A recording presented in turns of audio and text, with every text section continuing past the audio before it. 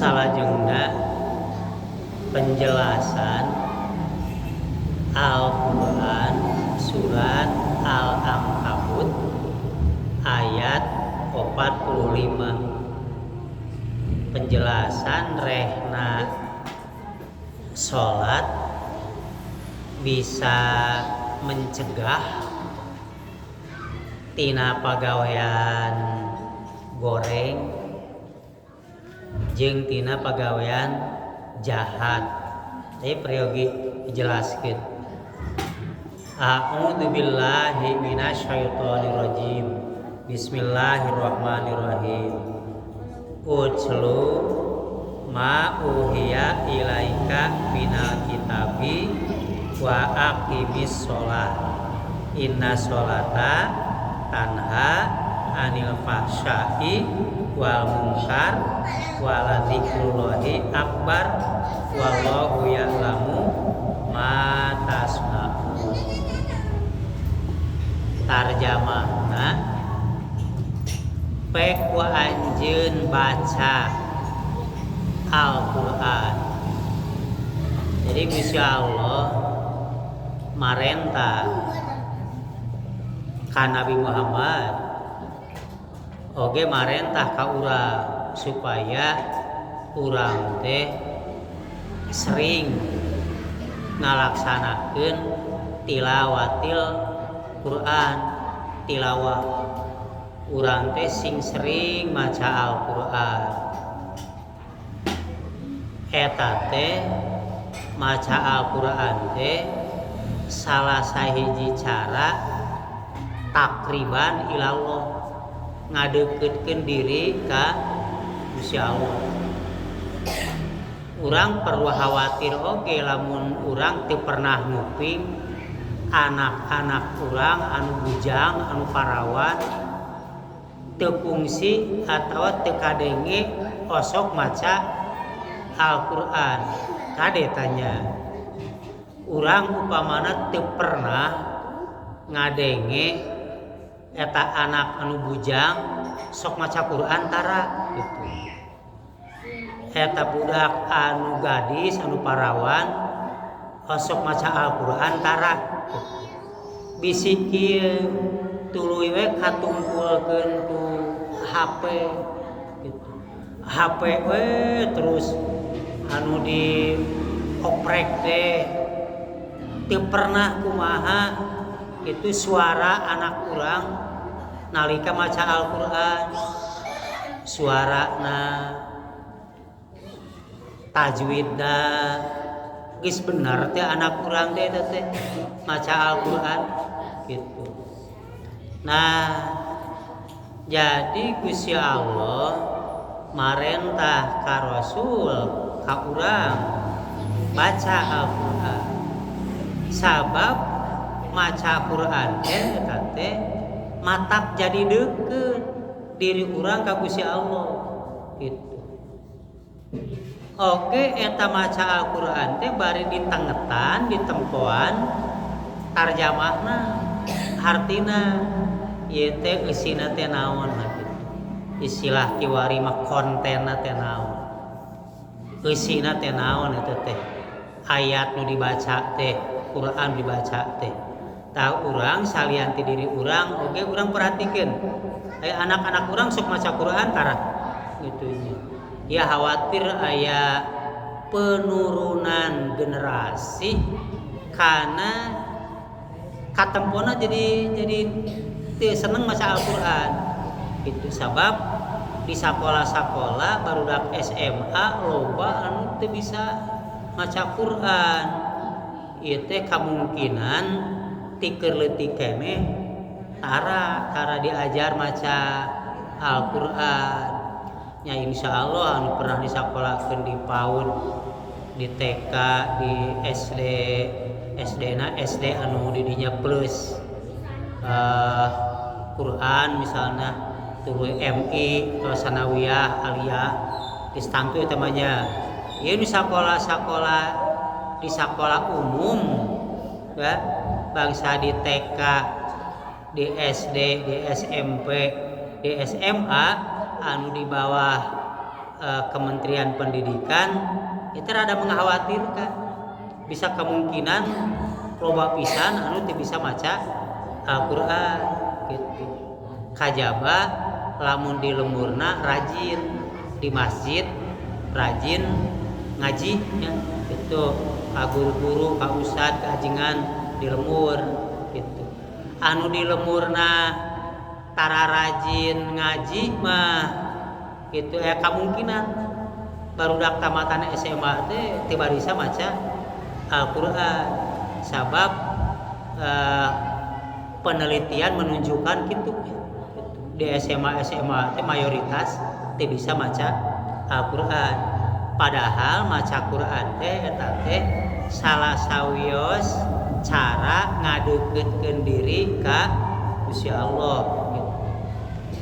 Dari urang mah bapak-bapak ibu-ibu gerak we lamun penting-penting atawa beurang lamun nyalse lamun teu dimanfaatkeun pikeun maca Al-Qur'an gitu. Eta teh takriban ilallah. Maca Al-Qur'an teh salah sawios cara keur ngadeukeutkeun diri ka Gusti Allah.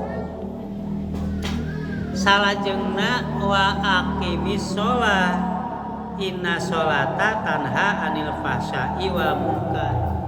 Laksanakeun ku aranjeun salat. Sabab ku salat aya kamampuhan pikeun bisa nyegah tina pagawean goreng, tina pagawean jahat. Tuluy upamana urang nempo geuningan loba jalma sarolat di ieu lemur tapi katempona teu aya kamampuhan nyegah kajahatan.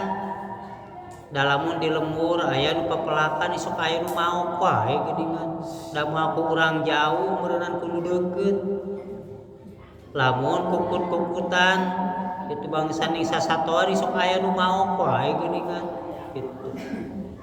Atawa geuningan sakitu katempona mah sok sarolat tapi geuningan eta sok maok.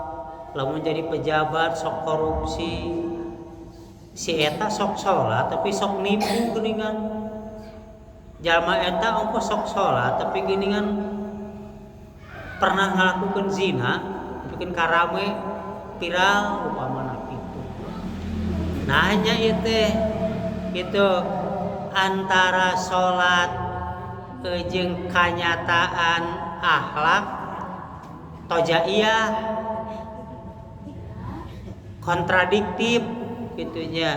Sedengkeun dawuhan Gusti Allah da salat mah bisa mencegah fahsya mungkar.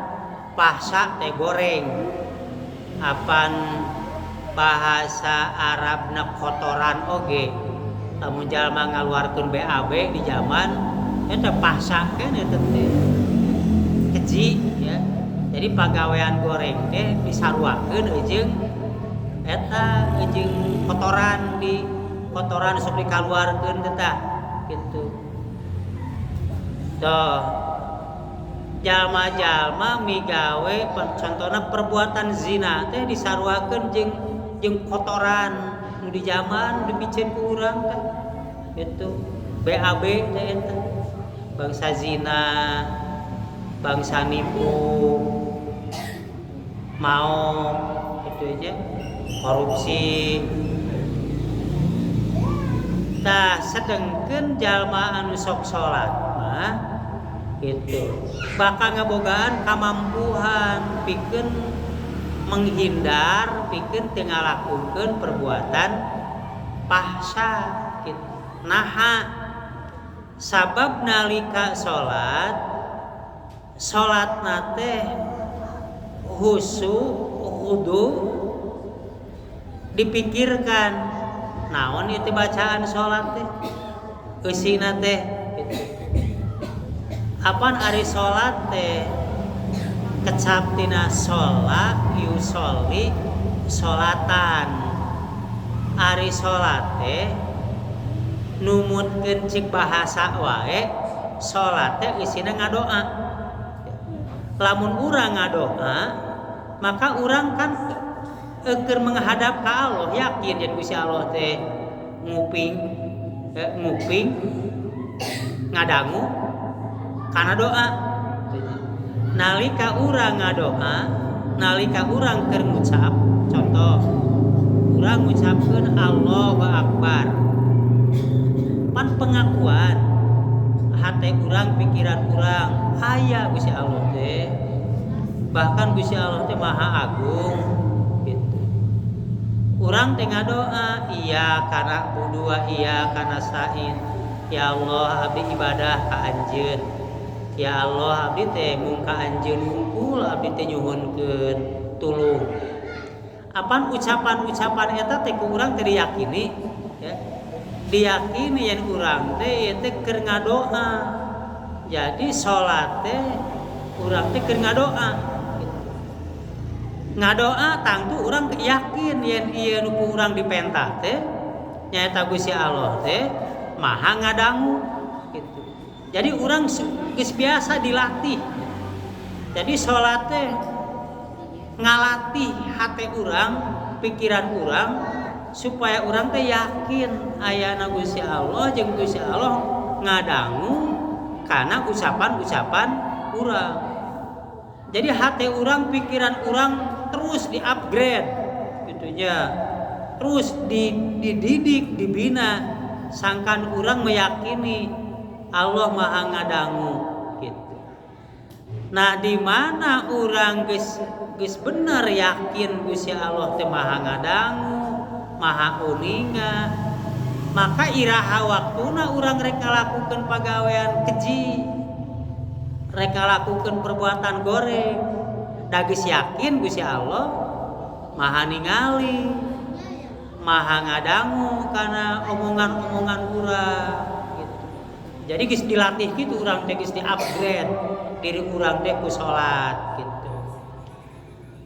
Nah, jadi saenyana salat jalma anu geus biasa ngalaksanakeun salatna, bari salatna teh syariatna dilaksanakeun, hakikatna oge nya kitu keneh, pan aya syariatna, aya hakikatna.